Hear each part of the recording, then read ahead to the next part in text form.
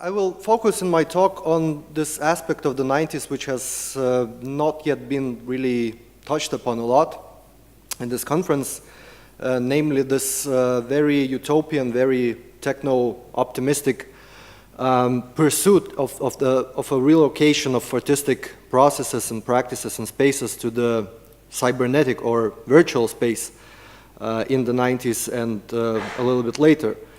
And since I'm now currently writing my dissertation on the rise and decline of the new media art discourse in Lithuania in the 90s and the 2000s, I would really like to speak about this kind of topic of lost and found spaces precisely from this perspective, like what was found in the 90s and 2000s and what we might have lost today. And so for this reason, I will also not have the standard PowerPoint presentation, because I really want to look at what we have today online, either as remnants of this gone era or as some contemporary phenomenon which might or might not be related to it.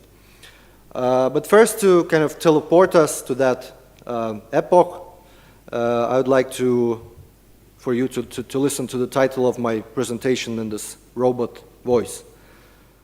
Virtualization of art spaces, institutions, and processes in 1990s Lithuania.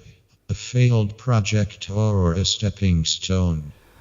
So, when we begin talking about any kind of virtualization in this Lithuanian art sphere in the 90s, we first have to start a little bit earlier, which I think is also this general trend in this conference, that, you know, we never actually look directly at the 90s because they're always a part of some more general genealogy of you know, some events which happened you know, from the 60s to like late 80s. And so I would like to say that as probably elsewhere across the post-socialist Eastern Central European territory, in Lithuania in the late 80s we had, of course, the same trend of artists' aspiration to move away from the established art presentation institutions, be they actually more traditional ones like the places and spaces inherited from the Soviet era, but also the newly established spaces like the Soros Center or the Contemporary Art Center in Vilnius, and instead focus on their own kind of artist-run initiatives and project spaces and interdisciplinary collaborative laboratories. And a lot of that was also not only reflected in the form but also in the content, because suddenly you had not so much anymore you know, sculpture or painting, but also you started seeing more and more of performances, art actions, and all kinds of live art processes involving people from very different spheres, you know, from music, from visual arts, some people from beyond the art sphere even. And since we have already heard quite a few times the name of the artist duo Nomeda and Gediminas Urbanas, when we talk about these processes in Lithuania, we also cannot escape them, because they are also quite actively involved in this move from kind of these artist-run spaces gradually towards thinking about the virtual as another step in this dematerialization and emancipation of artistic processes. So they were one of the founders and the most probably active members of this artist group called the Green Leaf, and artist groups are also another very vivid phenomenon pertaining to that particular era. You know, that artists started really getting to groups as a sort of form of self-organization and also a form of independence from established institutions. In the, they were actually only, this group was active for 4 years, from 88 to 92. And so they were sculptors, painters, again, some composers, and And so the Urbane, the Urbanas duo, they were one of the main kind of drivers of this institution or formation. But first, of course, there was little really of what we might call today like new media in their activities, because it was more focused on performances, maybe some video art, then gradually they switched to intermedia performances involving music, live action, you know, some video projections and stuff like that. But yeah, it's important to acknowledge that, you know, their infatuation with the new media did not kind of appear out of the blue. You know, there was a precursor to that in the general attempt to move away from more static formats of exhibiting and experiencing art. So there's quite a lot of material actually written about their early performances, where they were trying to break all the, you know, established canons of how the audience should actually interact with the art. You know, that they allowed and encouraged their audiences to touch the objects, to interact with them, to experience the happening as a kind of total atmosphere. And so when they started doing that, they were thinking that, you know, still it would be nice to have a physical space of some sort. You know, you cannot really always only rely on, you know, just sporadic actions in different spaces. But of course they were trying to do it in a way that would be, again, quite different from the established, you know, formal ways of running such spaces. And so the historical conditions coincided with this wish, and there was this Stalinist kind of classicist building of the former railway workers' cultural palace in Vilnius, which is now mostly known by its nickname The Hook, because of this sculpture on the facade by the famous sculptor Mindaugas Navakas.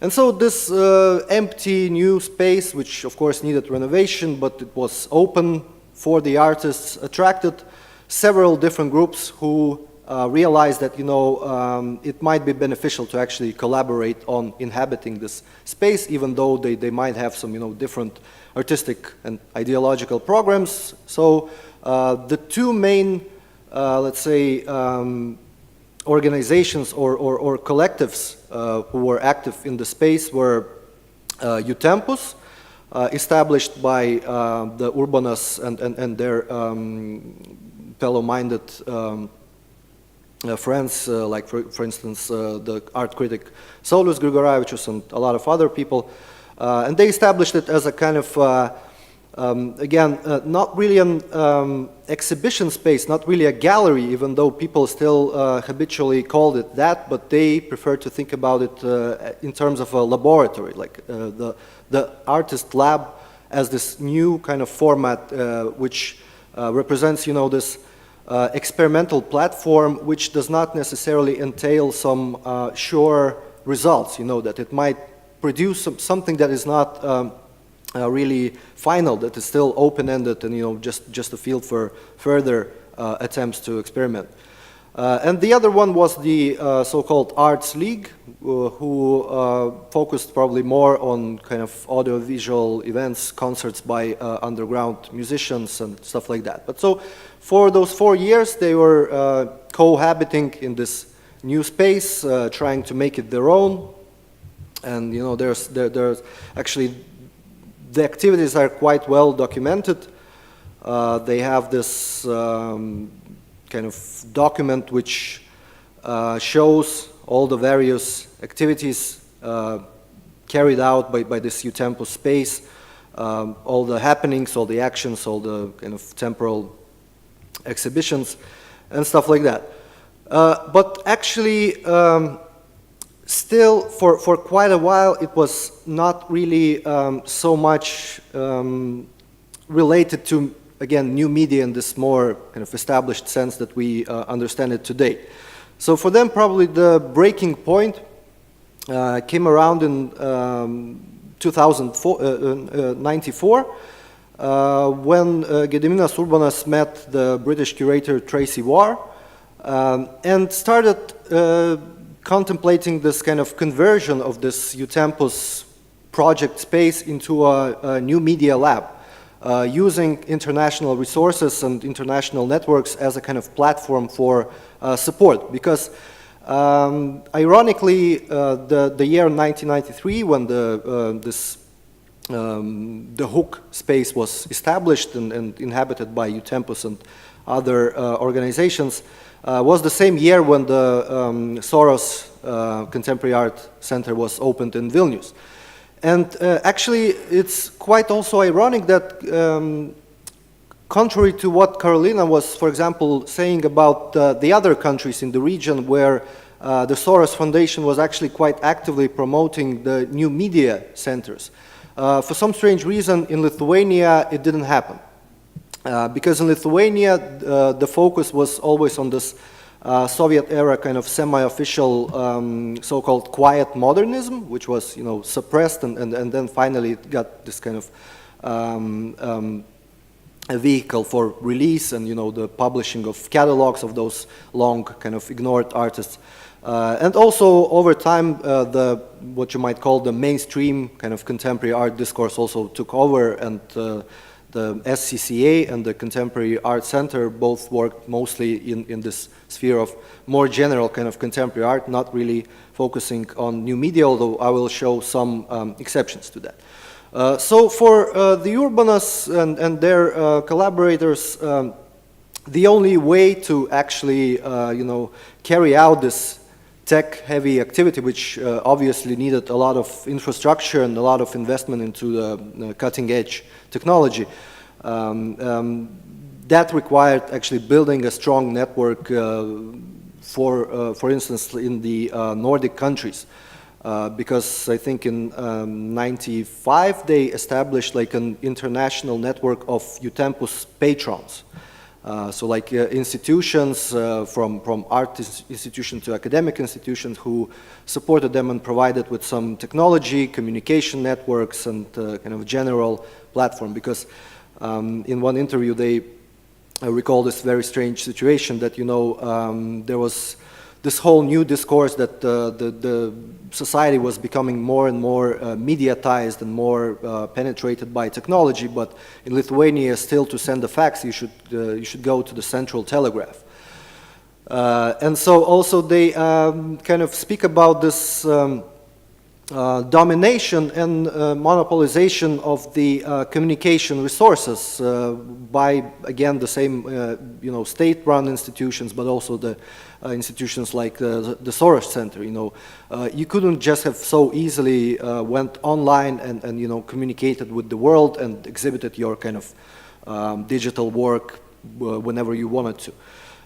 So again, they, you know, they inherited, let's say, some computer hardware from some Finnish organizations. And then in '95, '96, they had this ground control project initiated by this whole kind of connection with the British institutions, among them the Beaconsfield Art Center. And this project involved this kind of exchange between Lithuanian and British artists interested in those new media, and that involved also mutual visits, some exhibitions, some of which happened at the same Contemporary Art Center, but not all of the project. And also quite utopian and probably quite naive for that time, they also hoped to do kind of like an encounter in the virtual space, you know, to have this kind of online streaming meeting of the British and Lithuanian artists. But from what I've heard from the people who witnessed that, the technology did not really allow a smooth enough realization of that, so that was kind of like, you know, more in the idea sphere than an actual realization of this transnational connection. But again, for them, it was really quite a very good kickstart to thinking about, like, how could they, you know, move again from this slightly earlier idea of a physical artist-run space to some virtual version of the same Utempus organization that would not really depend on any physical space, but would maintain presence through kind of regular intervention into the artistic and cultural field in Lithuania. So yeah, that was probably like the beginning of the history of new media art in Lithuania. Then another very important example of early Lithuanian media art and an example of a purely virtual institution came a little bit later in 1998. And it was an institution called Institutio Media, or known also by its web domain name oo.lt. So you can see their website is still on. It really reflects the kind of web design fashions in the media art field at that time. They made a manifesto about this kind of relationship between art and machines. And they were trying to actually, think about what could art look like online if we don't really just, place computers in a gallery and say that this is new media art, but we really exploit this new channel, new platform of the digital networks. So they were trying to do some,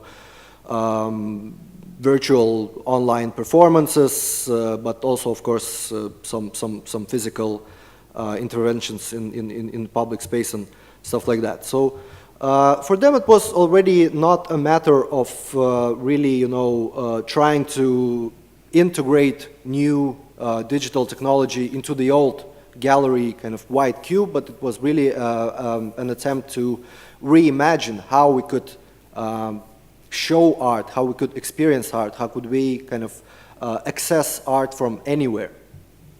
So that was kind of like, and the artists involved in this project, there was a trio of artists, of whom I think only two are now remain active, but the one who is still kind of continuing this activity of this Institutio Media is Mindaugas Gapševičius, who also does some other stuff right now, like for example the Migrating Art Academies project, which is for kind of art education in transit, in mobile situations, and stuff like that. But a little bit later I'll also mention what he does at the moment regarding kind of what new media art has mutated to.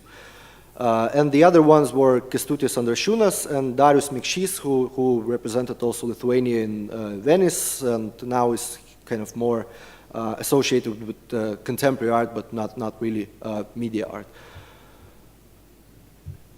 Even though I've mentioned that the contemporary art world was not really so much interested in new media discourse, and the developments were pretty much parallel, but they still had some points of convergence. And in 1998, again, there was an exhibition at the Contemporary Art Center called Twilight, and it was promoted, I think, as an exhibition for art which is experienced in the dark, so art which involves screens, art which involves new kind of visual formats.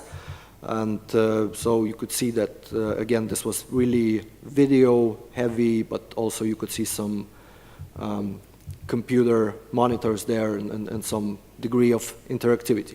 So, it was kind of maybe more or less kind of one-time encounter, but still there was some acknowledgement. And again, I have to mention that a lot of the projects by the Urbanas duo happened in the spaces of the Contemporary Art Center. So, but again, it's a heavily, I think, disputed topic, like how interested was the contemporary art mainstream world in those new developments in technology. But it's also quite ironic to hear some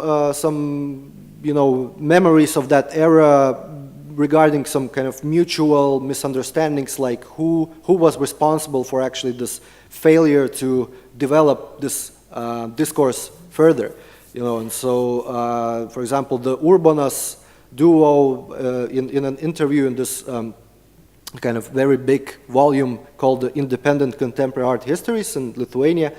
Remembering this development of the independent new media art discourse in Lithuania, for example, they mentioned that, you know, the Institutio Media collective, they did not really make good enough efforts to bring this discourse outside of their kind of private club. Whereas Mindaugas Gapševičius in his interview in the same book says that, you know, the kind of the urbanists were pretending to be very contemporary with their utempus, but they didn't even have a website at the moment. So, you know, you always have those kind of competitions, you know, who is more new media, more kind of tech, progressive and stuff like that.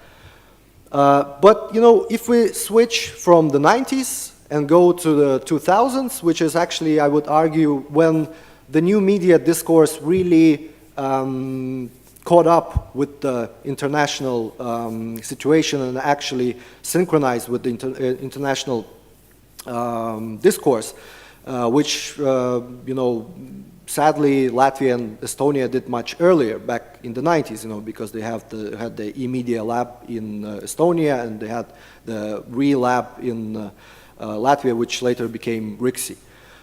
So they were much more involved, but around, let's say, 2001 and up to 2006, the same kind of follow-up on the earlier work by the Urbanas duo and some other people who were their kind of close relatives and friends, this really developed the discourse further. So like we had this RAM6, like really big new media culture symposium in Vilnius in 2004, which brought in some very important figures from around the world, you know, like Gert Lovink and Kim Kaskone, and so this was really like the moment when people really felt that, you know, now we are synchronized. Again, this theme of, you know, synchronization with the West or with the world.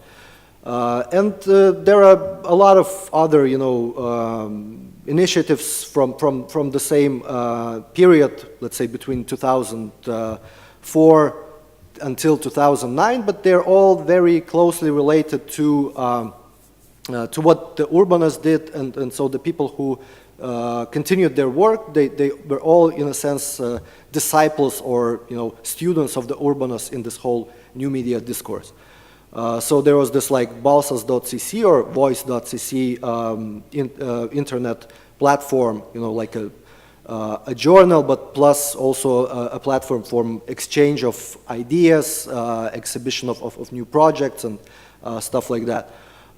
There was also some kind of post-photography related projects which did exhibitions in physical gallery space, but still use the internet for some of the curatorial processes, like, for example, negotiations on the exhibition space, like who shows where and what. But again, as I say, you know, this all could be understood as the continuation of the work by the Urbanas, but later some of the people kind of dissociated themselves from that line and you know, said that they are now independent. Also, you know, I should mention that the Urbanas in 1999, they did this also very famous and influential project, the tvvv.plotas or tvvv space, which was like a hybrid kind of TV streaming transmission project. They did 10 episodes on art in relation to some of the social kind of and political and economic issues. And so, for example, in 2004 and 2007, the CAC TV, also as a kind of an experimental TV platform of the Contemporary Art Center, also did something similar in the sense that it also used the TV show format as a vehicle for actually reapproaching and rethinking what a TV transmission actually is. What does it mean to broadcast? How is it possible to use the TV show format for as an artistic platform? And so, yeah, there are some now, like for example, the Urbanas work on zooethics, but also in the framework of this Utempus. Although in accordance with the general trend, they have switched from kind of digital technology more to biotechnology, interspecies biology, and stuff like that. Then, for example, Mindaugas Gapševičius works in Germany. He works at this kind of association for the promotion of cultural practice. But also for him, it's still important that, you know, they do not only have a project space and a biolab, but they also have a web server as a part of the infrastructure for artistic production. You know. So it's still important to have this kind of digital infrastructure. Yeah, so, but now to switch to what we have now, the quick answer would be not much, sadly, you know. Because now in Lithuania we have several quite traditional art galleries, like for example the Contour Art Gallery or the Rooster Gallery, which you might say are virtual galleries, but not in the sense actually that they exhibit their works online, but that they don't really have a space of their own. So they, for each exhibition, they find a new physical space, and you know, it's always like a one-off event. But you can see again that whereas for the 90s and 2000s generation, it was important to switch from representation to communication and exploration of those kind of exchanges in networks, here we see a switch back to representation. Then we also have this migrating kind of project space kabinetas, or the cabinet, who are more international in their activities and more kind of contemporary in content, as opposed to those two galleries. But also, again, they do not really use the internet for more than just documentation and presentation of their projects. Then, very ironically also, we have an online book called The 90s by Jonas Žakaitis, who was the commissioner of the Lithuanian pavilion at Venice Biennale in 2013. So again, it's not really medium conscious, but it's kind of, it mirrors the open source and kind of sharing economy ideas of the 90s and 2000s. And also, you know, we have some exhibitions which use kind of augmented reality elements, you know, that you don't really see the whole exhibitions only with your eyes. You have to kind of see it also through an app on your smartphone. Then you see some additional digital elements. And also the final point would be that for a lot of the artists associated with the so-called post-internet or post-digital art, I would say that even though they exhibit mostly in physical spaces, it's not really, this gallery space, the White Cube, is not really important as an institution, but it's more really like a container, a photogenic space for photographing the works. But I would argue that metaphorically, their real gallery are the art documentation viewing platforms such as Art Viewer, for example. So this most famous kind of digital post-internet artist collective Pakui Hardware from Lithuania, if you just you know, put into Google their name and Art Viewer, you'll see a lot of very beautiful photographs of their show around the world.